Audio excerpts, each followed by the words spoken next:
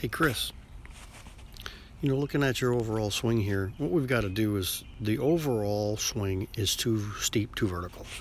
And how we're seeing this is if you look at the first 3 feet, I've always talked about you trying to get that right forearm snug up against the original 48 plane line by getting the right shoulder to move more backward instead of the right shoulder moving up.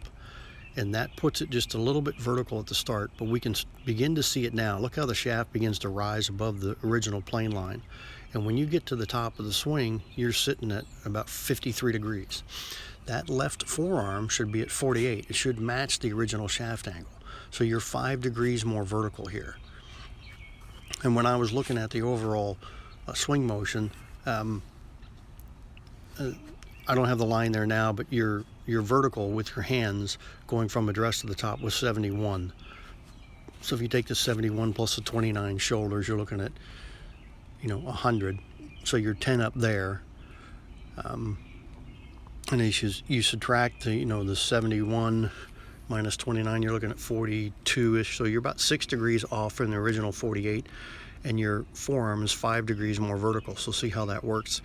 There's the line that's showing us where the swing is getting a little bit off, and because it's a little bit vertical at the top, now as you start down, you swing your arms down beautifully from here, keeping them in the same line and the shaft in the same line. But the problem is when you strike it, it's about 5 degrees up from where it should be. And so, or maybe just a little bit more, but that upward angle of the shaft is pushing the toe down even more.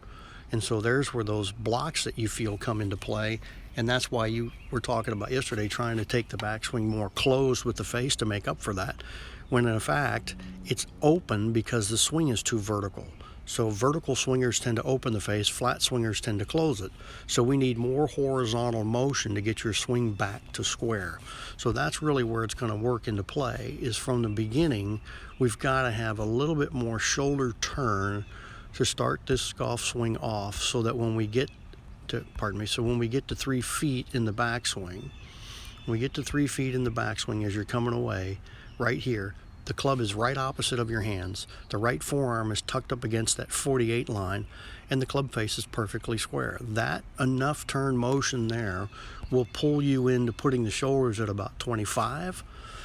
And so that's probably 4 degrees there, which will bring your lead arm down, and that'll put you closer to the 48. So that horizontal motion will make everything work more efficiently. So that's where we've got to get it, the first 3 feet, and getting the turn to set the lead arm parallel to the original shaft angle at address.